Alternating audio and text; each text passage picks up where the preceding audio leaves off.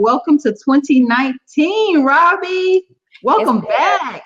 Thank you. Same to you. I'm excited about 2019. Robby. Let me introduce you to Egberto Willies. You haven't met our guest co-host that'll be joining us, giving us a very national perspective.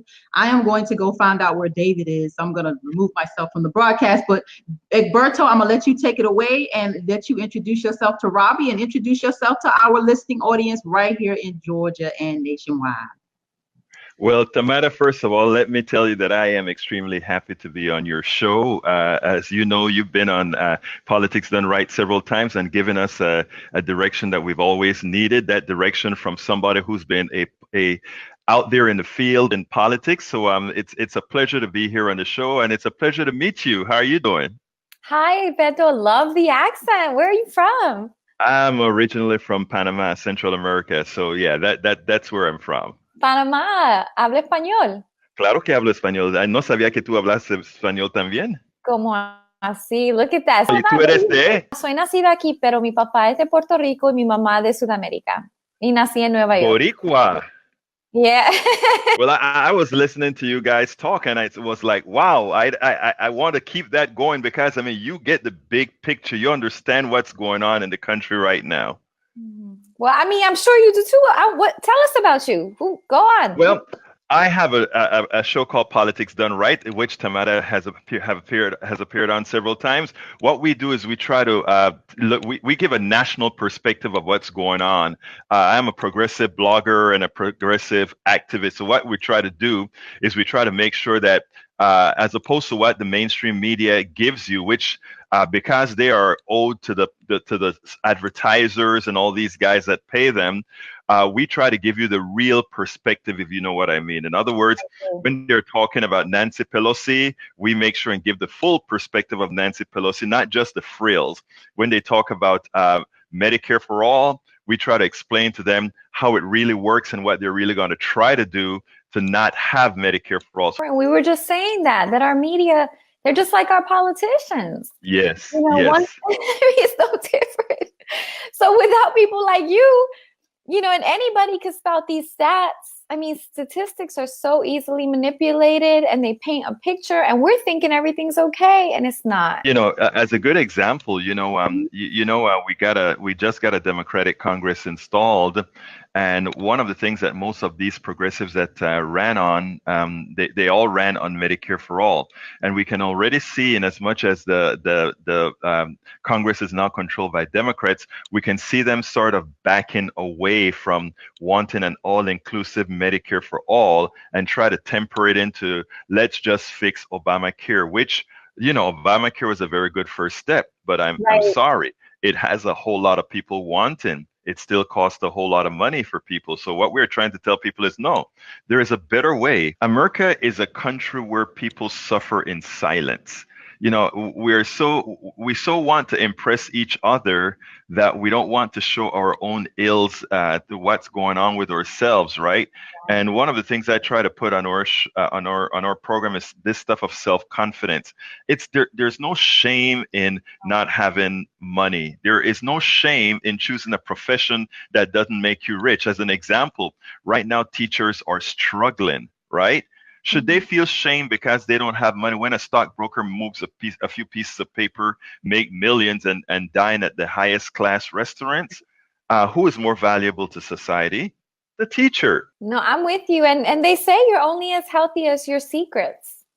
You know what I mean? Absolutely. Yeah. Yes. And we've got this, we've internalized a working class shame.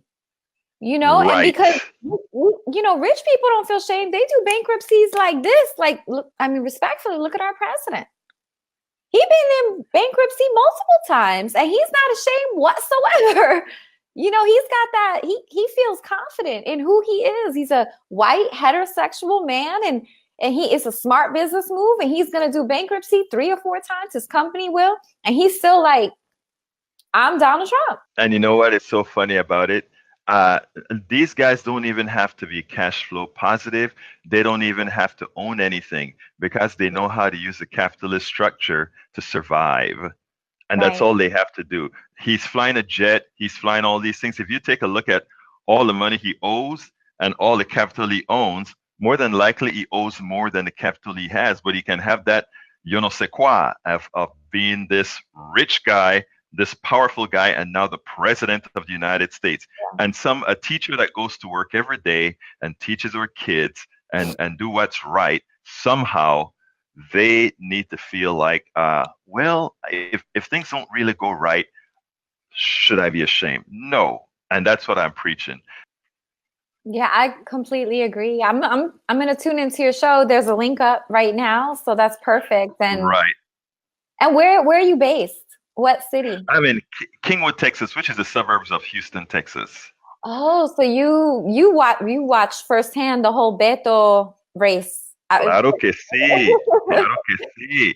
In fact, I did a few interviews with Beto. I have an interview that I interviewed Beto a couple of times, and interviewed. I don't know. We're in a part of Texas called Harris. The county is Harris County, and it was a red county, and we turned this county completely blue. Every single judge, every single major position is blue now. I've interviewed all those people that have won, and let me tell you the best part about it. The most powerful person in the county is a person called the county judge or the county commissioner.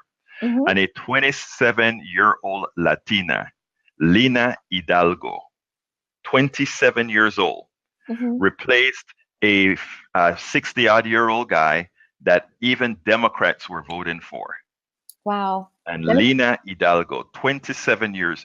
And guess what? She's an immigrant from ¿de dónde? Colombia. That's awesome. El país hermano de Panama. You know what's interesting about that? It's almost as if our younger folks did not have the limitations that we as older people had to not see what was possible. And and they did it. I mean, they pulled it off. I'm from New York. So of course I fell in love with Ocasio. I can't help it. The whole, mm-hmm. I mean, it's hard not to like that girl, Let me give you a story because you're going to like this. You can go to my, you can go to my IGTV on Instagram, Egberto Willies on Instagram. Uh-huh. I interviewed her. You did? Okay. She came out to Netroots 2017. I asked about Netroots 2017, uh-huh. and she was passing by, and her handler came over to. I was representing KPFT radio mm-hmm. and coffee party there, and her handler came over and said, "Hey, would you like to speak to this candidate from brand new Congress who is running to replace this big congressman?" And I said, "Oh, sure, bring her over." After I spoke to her, I looked at her and I shook her hand and I said, "Next year I will be saying Congresswoman Alexandria Ocasio-Cortez." She said, "Thank you so much." And in fact, I've been doing a whole lot of marketing with that with her shaking my hand saying thank you so much after I told her she was going to be the next congresswoman. You called it. She knew what she was saying. She knew what she represented. She knew all that she wanted to get across. Yeah. And that is the kind of woman that we need leading, and we need a lot more women just taking over and doing that. And when my friend here, Tamara, was running, that's one of the things.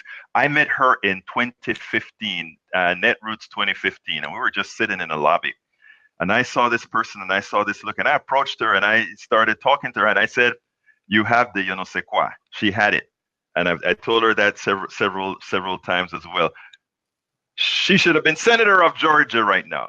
That position in Georgia in 40. Well, we have work to do at the Democratic Party. I agree. Tamara has an amazing presence. You do, Tamara. Yes. I mean, you do. It's like light comes out of you. Oh, thank you. It's so much work to do here in Georgia, and so much work to do politically nationwide. And Egberto does excellent work. He's a great voice to the movement. And I'm just glad to be in relations with both of you guys.